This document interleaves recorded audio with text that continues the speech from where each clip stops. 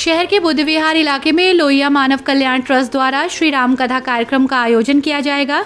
लोहिया मानव कल्याण trust Shri Ram Balaji Dham बाबा नीम करौली आश्रम trust, लाला Om Prakash Agarwal memorial trust एवं श्री राम कथा अमृत महोत्सव समिति के तत्वावधान में एक प्रेस वार्ता का आयोजन किया गया, जिसकी अध्यक्षता विनीत गुप्ता ने की। उन्होंने कहा कि समिति के तत्वावधान में 1 फरवरी से 9 फरवरी तक ब्रेड फैक्ट्री के पास श्री राम कथा का आयोजन किया जाएगा, जिसमें राम कथा की वर्षा पूज्य रमेश भाई ओझा जी के मुखारबिंद से की जाएगी। 31 जनवरी को दोपहर 1:30 बजे ऋण मुक्तेश्वर मंदिर बुद्धि विहार से विशाल कलश यात्रा निकाली जाएगी। कार्यक्रम स्थल पर समस्त कलशों की स्थापना की जाएगी। फरवरी को पूज्य रमेश भाई ओझा जी के द्वारा श्री राम कथा का शुभारंभ किया जाएगा, जिसमें प्रत्येक दिवस हजारों की संख्या में राम भक्त राम कथा का रसपान करने के लिए आएंगे।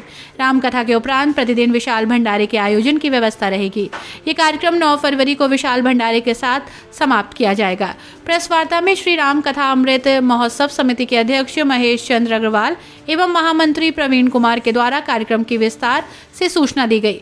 प्रेस वार्ता में विभोर कुमार गुप्ता, विपिन कुमार गुप्ता, अंकुर अग्रवाल, अनिल कुमार शर्मा, ऋतु नारंग, ज्ञानेंद्र शर्मा, धीर शांत दास, दीपक कृष्ण शास्त्री, राजीव अग्रवाल, प्रदीप अग्रवाल, राकेश अग्रवाल, शशि अरोड़ा, नरेश सक्सेना, अशोक सिक्का, पंकज माथुर, राम रतन शर्मा, पंकज सक्सेना, विनीत गुप्ता, AK गुप्ता, अजय नारंग आदि शामिल रहे।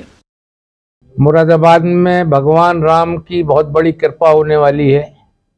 यहाँ पर हमारे मुरादाबाद नगरवासियों के अनुरोध पर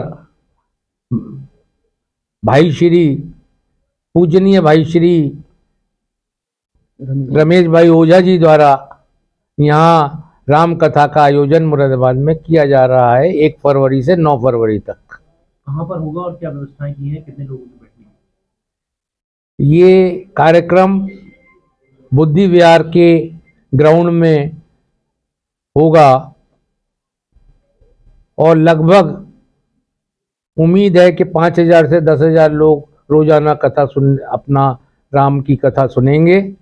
और क्योंकि इस समय पूरा देश राममय हो रहा है, अभी अभी राम मंदिर बन के चुका है, प्राण प्रतिष्ठा होके चुकी है।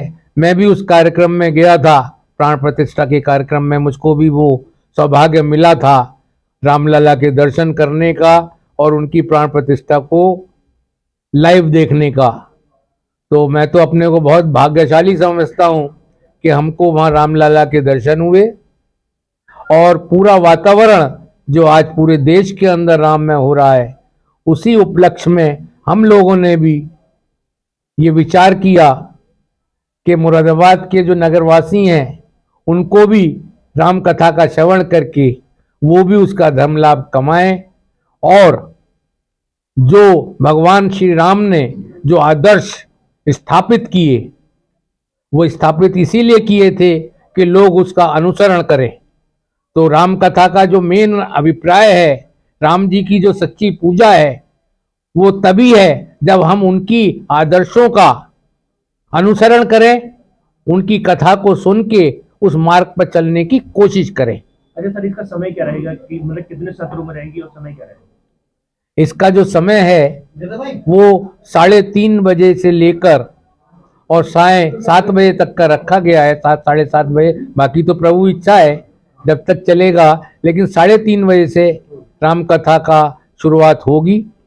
महाराज श्री 3:30 बजे उपस्थित होंगे और अपनी राम कथा का एक सब नगरवासी हमारे उसका श्रवण कर सकेंगे। अच्छा सर, ये जो आयोजन हो रहा है किस परिवार की ओर से कराया जा रहा है? ये आयोजन जो कराया जा रहा है, हम लोगों ने इस बात का विचार किया था, लेकिन हम यही चाहते थे कि ये जो है सब जैसे राम मंदिर में एक एक ईंट के सब लोग सहभागी बने, चाहे कोई वो छोटा था, चाहे बड़ा था, चाहे कोई भी था। तो इसी तरह इस राम कथा का आयोजन भी मुरादाबाद के नगरवासी ही, आप ही लोग कर रहे हैं, मुरादाबाद के नगरवासी ही कर रहे हैं। इसमें कोई किसी कथा का वो नहीं कर रहा था, सब कुछ भगवान श्री राम की देन है। कोई ना कोई बड़ा है ना कोई छोटा है, सब बराबर है। यही उन्होंने सीख हमको दी है और उसी के मद्देनजर रखते हुए इसका आयोजन मुरादाबाद के नगरवासी ही कर रहे हैं और मुरादाबाद के लोगों को ही उसका फायदा होगा। मुरादाबाद के लोगों तक क्या संदेश देना चाहते हैं कि सब लोग मुरादाबाद के लोगों को संदेश ये है कि वो इस कार्यक्रम में आकर भगवान राम की कथा का श्रवण करें, ज्यादा से ज्यादा लोग आए और उस धर्म लाभ के उसका धर्म का लाभ कमाएं और उनके बताए हुए जो भगवान राम ने अपनी मर्यादा से अपने आदर्शों को बताया, क्योंकि हम धीरे धीरे वो चीजें भूल जाते हैं, दोबारा से फिर वो कार्यक्रम कथाएं होती हैं, फिर जागृत हो जाते हैं, तो धीरे धीरे उस सत्संग के सही लोग जो हैं उन आदर्शों को सीखेंगे और उन आदर्शों का अनुसरण करेंगे। उससे जो हमारे परिवार आज पश्चात की तरफ बढ़ने के लिए जो अग्रसर हैं, जो आज टीवी में दिखाए जा रहे हैं, वो टूटने के आधार हैं परिवार के। और भगवान राम ने परिवारों को जोड़ा था, उसमें सबके लिए जो कथाएं हैं वो एक आदर्श दिखाने की कथाएं हैं। तो सब लोग उस आदर्श को का अनुसरण करें और उस रास्ते पर चलें, ये ही इस कथा का मेन उद्देश्य है। और मैं समझता हूं जो लोग भी आएंगे वो उसका धर्म लाभ उठाएंगे। हमारे पूजनीय आदरणीय भाई श्री रमेश भाई ओझा जी पूरे भारतवर्ष के एक जाने माने और एक सबसे बड़े संतों में उनका स्थान है। तो वो उनकी कथा श्रवण करना अपने आप में, उनके दर्शन करना अपने आप में एक बहुत बड़ी बात होती है। तो इसलिए सब लोग आके उनके दर्शन भी करें और धर्म लाभ उठा